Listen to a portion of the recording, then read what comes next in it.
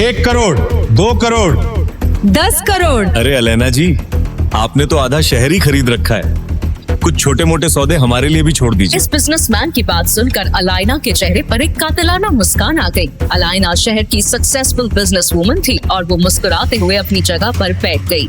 लेकिन तभी एक आवाज ने वहाँ मौजूद सभी के होश उड़ा दिए। 50 करोड़, सीधा 50 करोड़। ये कौन है? अरे ये तो डिलीवरी बॉय अभिनव है। इसके पास कहाँ से आए 50 करोड़? देखो, इसे कोई पहचान न पाए इसीलिए सज धज के कोट पैंट पहन के आया है। अरे हाँ, 2 दिन पहले ये मेरी ऑफिस पे लंच डिलीवर करने आया था। अरे हमारी कोई इज्जत नहीं है क्या? ऐसे ही कोई ऐरा गहरा इतनी बड़ी नीलामी में कैसे आ गया? वही अभिनव चुपचाप अपनी जगह पर बैठा हुआ इन सब की बातें सुन रहा था कि तभी एक और आदमी तेज आवाज में बोल पड़ा। एक इंसान ने ऑक्शन मैनेजर से कहा, अभिनव के पास 50 करोड़ तो क्या 50 रुपए भी नहीं होंगे। उन्हें ये नीलामी बंद करके अलैना को वो इम्पोर्टेड कालीन दे देना चाहिए। नहीं नहीं भाई रुको, अगर इस फटीचर डिलीवरी बॉय के पास 50 करोड़ नहीं है तो मैं अलैना जी की बोली को चैलेंज करता हूँ। मैं कालीन के लिए 11 करोड़ देने के लिए मैं तैयार हूँ। जैसे ही उस आदमी ने 11 करोड़ बोला तो अभिनव एक बार फिर से बोल पड़ा, 60 करोड़। ए फटीचर डिलीवरी बॉय, तू पागल हो गया क्या? कहाँ से लाएगा 60 करोड़? ये नीलामी है, बच्चों का खेल नहीं। यहाँ जो बोला जाता है वो देना भी पड़ता है। ये कहते हुए उस आदमी ने अभिनव को धक्का देना चाहा, लेकिन अभिनव उस जगह पर इतनी दृढ़ता से खड़ा था कि उस धक्के से अभिनव को तो कुछ नहीं हुआ। लेकिन वो आदमी खुद अपनी जगह से 2 कदम पीछे चला गया और फिर अगले ही पल अभिनव ने अपनी जैकेट से एक चेक बुक निकाली और उस पर 60 करोड़ की राशि डालकर साइन करने लगा। उस चेक को भरते हुए वहाँ मौजूद हर इंसान देख रहा था और सब भौचक्के रह गए थे। सभी को लग रहा था कि अभिनव ने अपनी जेल जाने की पूरी तैयारी कर रखी थी।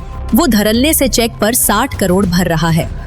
अभिनव ने चेक पर अमाउंट भरकर वहां मौजूद नीलामी करवा रहे बैंक के मैनेजर को दिया। एक बार को तो मैनेजर को भी यकीन नहीं हो रहा था कि आखिर 3 करोड़ की चीज को ये अभिनव जैसा डिलीवरी बॉय 60 करोड़ में कैसे खरीद रहा है और क्या सच में इसके अकाउंट में 60 करोड़ है भी या नहीं।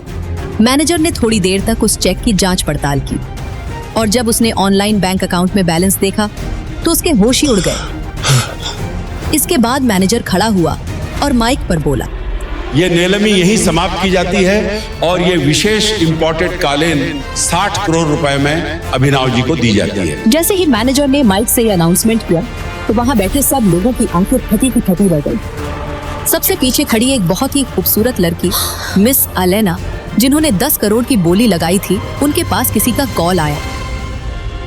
हेलो, वो इम्पोर्टेड कालीन आपको मिल गई? कोई अभिनव करके कोई डिलीवरी बॉय है जिसने 60 करोड़ की बोली लगाई है। मतलब आजकल डिलीवरी वालों के पास इतने पैसे आ गए हैं कि 5 करोड़ की चीज को 60 करोड़ में खरीद रहा है। अलैना जी, ये सब सोचने से पहले एक बार अभिनव की उंगली में देखिए। उसके बाद अलैना ने अपनी आंखें उठाई और जैसे ही उसकी आंखें अभिनव के दाहिने हाथ में पहनी हुई अंगूठी पर गईं, तो वो पूरी तरह से चौंक गई। उसकी आंखें फटी की फटी रह गईं और उसने चौंकते हुए कहा, टाइगर। टाइगर का नाम सुनते ही अलाइना के होश उड़ गए थे।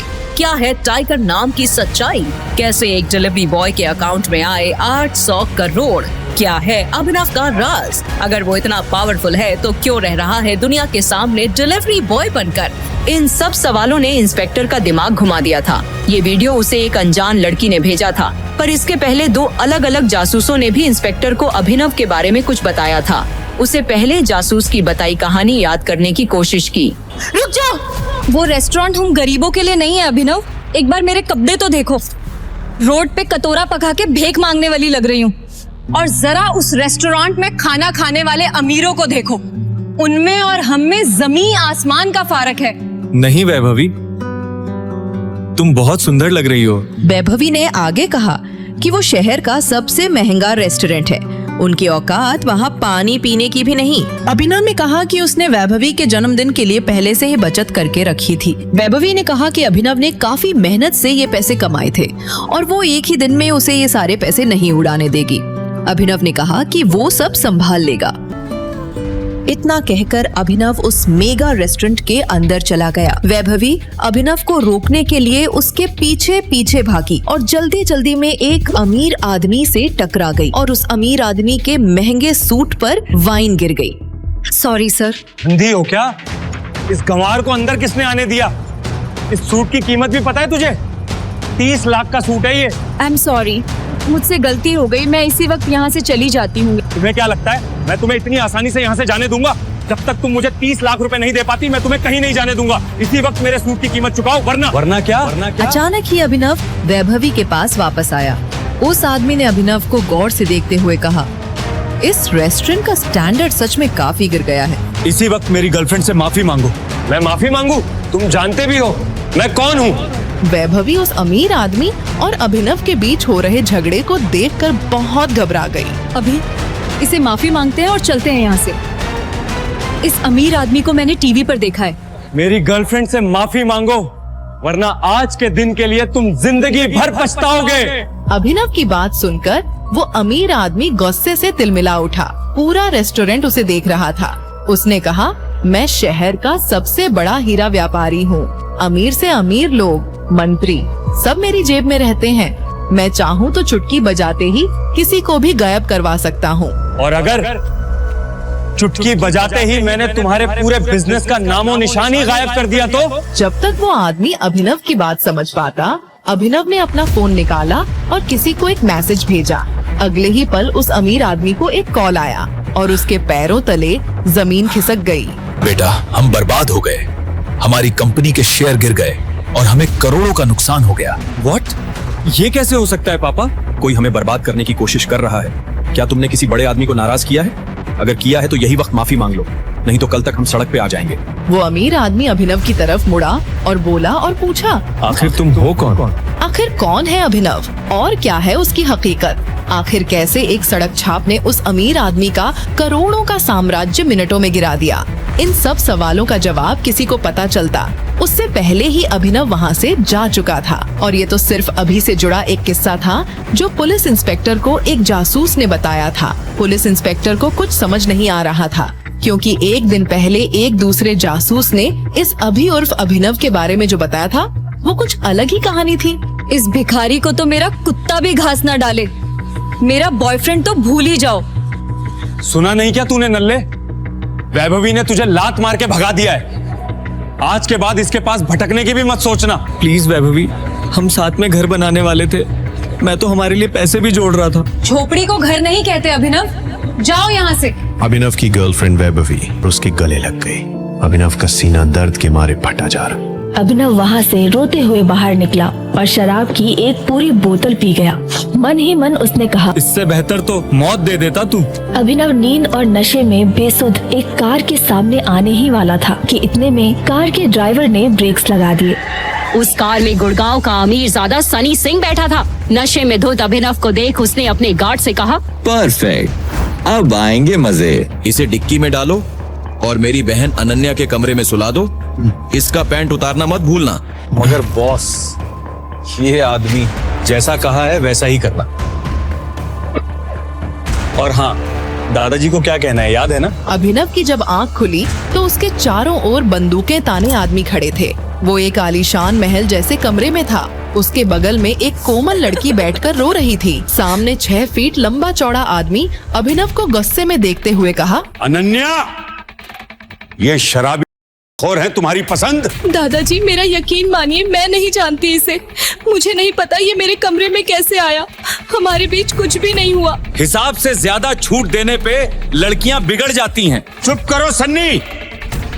अनन्या, तुम्हें तो इस घर के नियम बखूबी याद है ना? आज से ये हमारा दामाद हुआ। तुमने नियम तोड़े तो तुम्हारे हिस्सों में आई कंपनी सनी के नाम हो जाएगी। इससे ऐसा सुलूक करो कि इसे अपनी हर गलती याद आ जाए। हाथों हाथ जबरदस्ती अभिनव और अनन्या को कोर्ट रजिस्ट्रार के सामने पेश करवा शादी करा दी गई।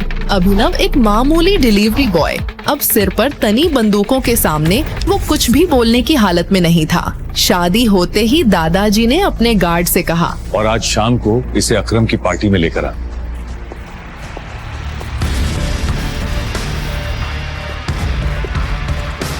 कहीं ज्यादा दर्द तो नहीं लग रहा? दादाजी के आदमियों ने अभिनव के चेहरे का नक्शा ही बदल दिया और फिर उसके बाद हॉस्पिटल ले गए। अभिनव की जिंदगी में 24 घंटे में जितना कुछ हुआ था उतनी उसकी पूरी जिंदगी में नहीं हुआ था। किस्मत का मजाक तो देखो, अकरम की पार्टी में पहुंचते ही अभिनव को वैभवी दिख गई। तुम्हारी शक्ल का कीमा भरता किसने बना दिया? यहाँ कुछ डिलीवरी देने आए हो क्या? वैसे इतनी शानदार पार्टी में तुम्हें देखकर मुझे उल्टी आ रही है। वैभवी अपने मुंह से कुछ और आग उगलती उसके पहले ही अभिनव के पीछे से एक लड़की आई और उसने अभिनव की गाल पर किस करते हुए कहा, बेबी तुम्हें दादाजी बुला रहे हैं। वो लड़की कोई और नहीं अनन्या थी। अनन्या का इतना प्यारा इशारा देख अभिनव चौंक गया। उसे अपने कानों पर भरोसा नहीं हो रहा था। वो कुछ सवाल करता उसके पहले ही अनन्या धीरे से बोली, मेरी मजबूरी थी, ज्यादा खुश होने की जरूरत नहीं है। मेरी कंपनी के निवेशक इस पार्टी में है और उन्हें हमारी शादी के बारे में पता है।